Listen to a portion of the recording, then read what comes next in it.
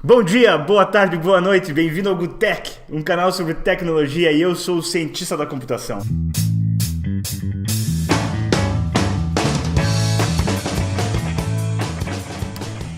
E agora vamos falar sobre aquele assunto, vamos falar sobre Bitcoin. E hoje esse vídeo é Bitcoin Fundamentos 1. Eu vou dar uma ideia agora, vai ser um pouquinho mais complexo, vamos dizer assim, que eu vou entrar um pouquinho nos fundamentos do Bitcoin mesmo, como funciona de fato essa moeda, tá? Então eu vou usar aqui alguns slides também, para a gente acompanhar visualmente como isso funciona. E hoje o que eu quero falar, principalmente nesse vídeo, é dois grandes jogadores dessa tecnologia, que são os mineradores e os nodos. Lembre de uma coisa sempre. Bitcoin é um protocolo que fica em cima, é uma camada em cima de um banco de dados chamado blockchain. Basicamente, blockchain é a tecnologia em si e o Bitcoin na verdade, dita as regras de como usar essa tecnologia. Então o Bitcoin vai te dizer como você pode usar esse banco de dados chamado blockchain. O blockchain, na verdade, é uma corrente de blocos e dentro desses blocos o que você tem são transações. Tá? Todas as transações que já aconteceram na história de Bitcoin entre as pessoas que têm Bitcoin estão armazenadas nesse banco de dados de forma que elas são imutáveis. Toda a informação que está no Bitcoin você não pode alterar. Dentro desses blocos tem uma coisa que liga a eles chamado hash, uma função hash. Então agora eu vou rapidinho aqui te explicar mais ou menos o que é a função hash, tá? É uma função matemática. Então, uma função matemática daquelas que todo mundo conhece, todo mundo viu na escola, do tipo, lembra quando você tinha f de x igual a alguma coisa? Por exemplo, f de x igual a ax mais b, ou f de x igual a 2x mais 1, correto? Geralmente essas funções, quando você dá um valor de x, por exemplo, se a função f de x é 2x mais 1 e eu digo que x é igual a 1, eu automaticamente sei que f de x 1 é igual a 3. Ou f de x, geralmente a gente transforma isso, ou a gente chama isso de y.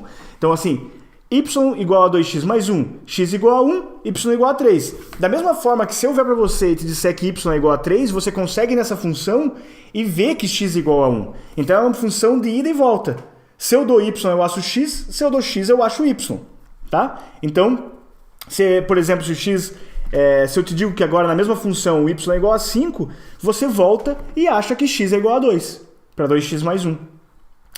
Então é isso que eu falei, a função ela vai e vem. 2x acho y, do y acho x. A função hash é um pouquinho mais complexa. A função hash ela só vai de um lado para o outro. Se eu dou x, eu acho y. Mas se eu dou y, computacionalmente falando, é impossível achar x. Ou é extremamente complexo e tomaria alguns anos do computador para resolver. Depende sempre na complexidade da função hash que eu estou usando, mas pode tomar milhões de anos para o computador conseguir resolver a equação de volta. Mas do x para o y é super fácil, do y para o x é impossível. E é por isso que torna esse sistema seguro. Eu vou falar mais sobre isso também, mas eu só quero que você saiba que a função hash tem essa propriedade. E é ela que liga os blocos do blockchain. Vamos lá, como é que a gente trabalha com blockchain? Como é que a Bitcoin, por exemplo, como é que ela é criada? Que essa é uma dúvida que sempre vem, né? Você tem a Bitcoin, mas como é que elas são criadas? Aí vem esse conceito de minerador, são os mineradores que criam Bitcoin. Uma coisa importante para você guardar na tua cabeça também é que na Bitcoin não existe Bitcoin. A moeda Bitcoin, que as pessoas falam, não existe uma moeda, não existe um programa de computador que é o Bitcoin. O que existe são transações, só isso. E é baseado nas transações que você consegue saber quantas bitcoins você tem e quantas você pode gastar. Então, quando a gente quer criar Bitcoin, acontece um processo que os mineradores, eles pegam as transações novas que querem entrar nos blocos, ele pega o hash do último bloco e agora ele vai criar um novo bloco. E é nesse momento que o Bitcoin é criado. Então, olha nesse slide aqui. Você tem o bloco atual, aqui, com as transações que aconteceram no último bloco. Você tem um hash ligando a todos os blocos anteriores, com todas as transações que já existiram. Você tem o hash desse bloco atual, que vai fazer a ligação com o próximo bloco. Você tem as transações que querem entrar. E o minerador, todo o trabalho do minerador, que parece que no fundo é um pouquinho estúpido, ele chuta um número aleatoriamente. O minerador faz só isso. É um monte de computador tentando adivinhar um número que gere uma hash aceitável. E como é que vem esse hash que é aceitável? você tem uma tabela, imagine que você tem uma tabela de todos os possíveis hashes que podem ser criados e você cria um nível de dificuldade para criar o próximo bloco. Isso é muito importante porque uma Bitcoin, um bloco de Bitcoin pode ser criado a cada 10 minutos. E é essa dificuldade da hash que define o quanto tempo vai ser. Então você ajusta a dificuldade para ter um bloco a cada 10 minutos. Então olha esse próximo slide aqui. O minerador pega as transações, pega o hash anterior, coloca mais um número e tenta gerar um novo hash. Então ele tá criando um X para gerar um Y aceitável. E o Y aceitável, ele é baseado nessa dificuldade que você tem nesse quadro aqui que eu estou te mostrando. Imagine que se eu tiver um número, estamos num jogo aqui, e se eu falar assim, por exemplo, você tem que chutar um número de 0 a 1 milhão. Se eu falo que o nível de dificuldade é 600 mil, tudo que está abaixo de 600 mil é aceitável. Se eu começar a diminuir 600 mil para 500 mil, eu tenho menos números que eu posso chutar que funcionem. E é assim que funciona em Bitcoin. A gente trabalha com bits aqui, então nessa tabela eu coloquei. Basicamente, a dificuldade para a criação de um bloco é baseado em quantos zeros você tem no começo da hash aceitável. A menor dificuldade seria todos os números uns, e assim que eu coloco um zero na frente, eu tenho menos números que serão aceitáveis, então a dificuldade aumentou.